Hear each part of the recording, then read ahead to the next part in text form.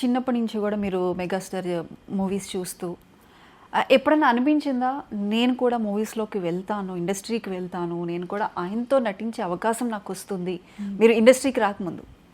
Actually ఈ నటించేదానికంటే కూడా ఆయనతో నేను హెల్ప్ చాలా తీసుకున్నాను. లైక్ ఎలా అంటే మొత్తం ఫ్యామిలీ ద్వారా నాగబాబు సార్తో నేను ఒక సీరియల్ చేశాను అనమాట, సీతామహాలక్ష్మి అని. సో అప్పుడు ఆయన మినిస్టర్గా చేశారు చిరంజీవి గారు. ఆ టైంలో నా ఫ్యామిలీ ఇష్యూస్ వల్ల నేను చాలా ఇబ్బందులు పడ్డాను అనమాట. మా పాపకి అడ్మిషన్స్ ఎక్కడ తీసుకోవాలో తెలియక, సో కేంద్రీయ విద్యాలయ ఇది చాలా మంది దగ్గర నుంచి విన్నాం మేము. అవును, చాలా మందికి హెల్ప్ చేస్తారు. ఎంపీగా ఉన్నప్పుడు ఈవెన్ ఇప్పుడు ఈ మన ప్రోగ్రామ్ చేస్తున్నప్పుడు వచ్చిన సెలబ్రిటీస్ చాలా మంది కూడా ఇది చెప్పారు. అవును, ఎస్. ఎవరు చేస్తారండి అసలు నిజంగా అలాంటి, అంటే లైఫ్లో గుర్తుండిపోయేది. అసలు అన్నం కంటే కూడా వాళ్ళకి ఆ చదువునిస్తే వాళ్ళ బతుకులు వాళ్ళు బతుకుతారు కాబట్టి. అంటే డైరెక్ట్గా మీరే అప్రోచ్ అయ్యారా? సార్ని అడిగాను అనమాట, నాగబాబు సార్ని అడిగితే తప్పకుండా చేస్తానమ్మా అని చెప్పేసి ఆయనే ఇప్పించారు సీట్. సో ఇప్పుడు మా పాప ఆల్రెడీ 10th కూడా వచ్చేసింది. సెకండ్ క్లాస్ నుంచి ఆయన హెల్ప్ చేశారు మాకు. సో ఎప్పటికీ కూడా నేను నిజంగా చిరంజీవి సార్కి రుణపడిపోయి ఉంటాను అనమాట. అంతే కదా, అంటే ఎంత అది మంచి పని, ఎంత హెల్ప్, అది అసలు చేయాల్సిన అవసరం కూడా లేదు. కానీ అలాంటిది ఒక ఇబ్బందుల్లో ఉంటున్నది ఒక ఆడపిల్ల, సింగిల్ పేరెంట్ అనగానే ఆయన అంత జాగ్రత్త తీసుకుని సీట్ ఇవ్వాల్సిన అవసరం లేకపోయినా కూడా ఇచ్చారంటే ఆయన హృదయానికి అంతే నమస్సుమాంజలి. అంతే. పాపకి చెప్తూ ఉంటారా ఎప్పుడన్నా మూవీస్ చూస్తున్నప్పుడు కూడా? ఇప్పుడు మీరు చెప్పినట్లుగా పాపకి సీట్ రావడానికి కారణం చెప్తుంటారు, ఎప్పుడు డిస్కషన్ వస్తూ ఉంటుందా మూవీస్ గురించి అని? చాలా. అసలు అంటే చిరంజీవి సార్ నాకు బాగా తెలుసు కదా మమ్మీ, అంటే వాళ్ళ ఫ్రెండ్స్ అందరికీ కొంచెం గొప్పగా చెప్పుకోవడం కోసం అనమాట. నాకు మా స్కూల్లో సీట్ ఎలా వచ్చిందో తెలుసా, చిరంజీవి గారు ఇప్పించారు, చిరంజీవి గారు ఇప్పించారు. అదొక ప్రౌడ్గా ఫీల్ అయ్యి అసలు ఎలా చెప్తుందో ఇప్పటికి కూడా తనకి అదే చెప్తా ఉంటా. ఆయన నీకు ఆ సీట్ ఇప్పించారు అంటే దానికి ఒక వాల్యూ ఉంటుంది. సో అది నువ్వు నిలబెట్టాలి, ఆ నేమ్. అవును, తనకు కూడా అది మైండ్లో ఉండిపోయింది అనమాట. ఓకే, నేను అది చెప్పాలి ఫస్ట్. మూవీస్ కంటే కూడా ఇంపార్టెంట్ విషయం ఇది, అందుకే మధ్యలో డిస్టర్బ్ చేసి చెప్పేశాను. పర్లేదు. అయితే 3 మూవీస్లో నటించారు చిరంజీవి గారితో.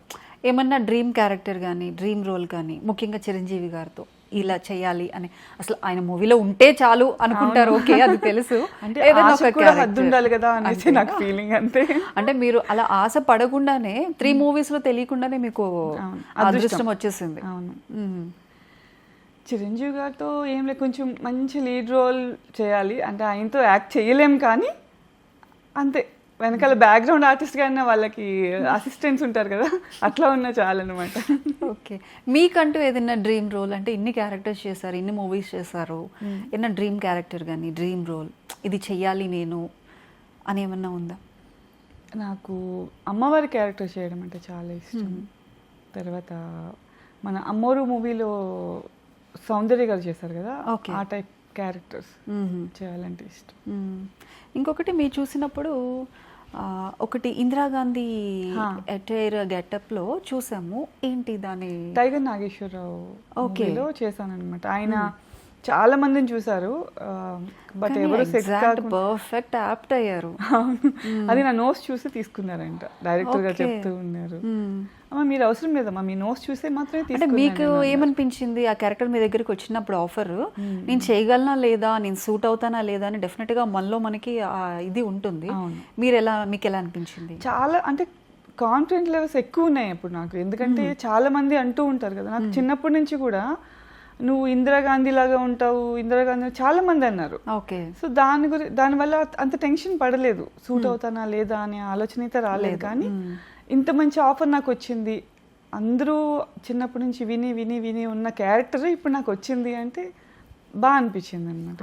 అండ్ అది చేసినప్పుడు కూడా అంత పెద్ద అయినా వచ్చి you looking very realistic, so can I take a selfie with you అని చెప్పేసి ఆయన అడిగారు. అంత పెద్ద ఆర్టిస్ట్ బాలీవుడ్లో అడగంగానే ఫస్ట్ ఈ క్యారెక్టర్ చేస్తున్నానని కాదు కానీ ఆయన అలా సెల్ఫీ అడిగారు అని లోపల హ్యాపీనెస్కి ఏడుపు కూడా వచ్చేసింది ఆ నిమిషం. మీకు ఏమనిపించింది మిర్రర్లో మిమ్మల్ని ఆ యాక్టర్లో చూసుకున్న తర్వాత, ఆ గెటప్లో ఎలా అనిపించింది? ఆటోమేటిక్గా అది లోపలికి వెళ్ళిపోయినట్టున్నారు. అట్లా ఫీల్ వచ్చేసింది అనమాట. ఇంకా నేనే నిజంగా ఇందిరాగాంధీ లాగే ఉన్నాను. పర్ఫెక్ట్ యాప్ట్ ఉంది, చాలా ఎక్కడ కూడా తెలియకుండా చాలా బాగుంది. అంటే చిన్నప్పుడు కూడా మనందరికీ ఇందిరాగాంధీ అంటే ఒక మోడల్, ఒక రోల్ మోడల్. ఆ హెయిర్ స్టైల్ కానీ మనం ఆ కటింగ్, అప్పట్లో మనకి ఇన్ని హెయిర్ స్టైల్స్ లేవు కాబట్టి ఇందిరాగాంధీని చూస్తే మేము కూడా ఇలా చేయించుకుంటాము అట్లా ఉండేదన్నమాట. అలాంటిది మీరు ఆవిడ గెటప్లో కంప్లీట్గా మీరు ఇదైపోయారు. ఎలా అనిపిస్తుంది? చాలా బాగుంది. అంటే నా లక్ ఎలా ఉంటుందంటే ఒక క్యారెక్టర్కి నేను ఒకటే క్యారెక్టర్ సెట్ అవుతాను అని చెప్పేసి ఏ మూవీలో కూడా అనుకోలేదు. అది నా అదృష్టం యాక్చువల్లీ. ప్రతి అమ్మవారి క్యారెక్టర్స్ చేశాను, పోలీస్ క్యారెక్టర్ చేశాను, డాక్టర్ క్యారెక్టర్ చేశాను, ఇందిరాగాంధీ గారు, అలాగే ఒక డాన్సరు అండ్ ఒక బాగా మన ఏంటది అసలు ఏం లేని వాళ్ళు కాటన్ శారీస్ కట్టుకుంటారు చూసారా, అలా విలేజ్ లుక్తో చేసిన ఏ లుక్తో చేసినా కూడా అందరూ కూడా చాలా బాగుందంటారు. సో అది నాకు అదృష్టం కింద భావిస్తున్నాను.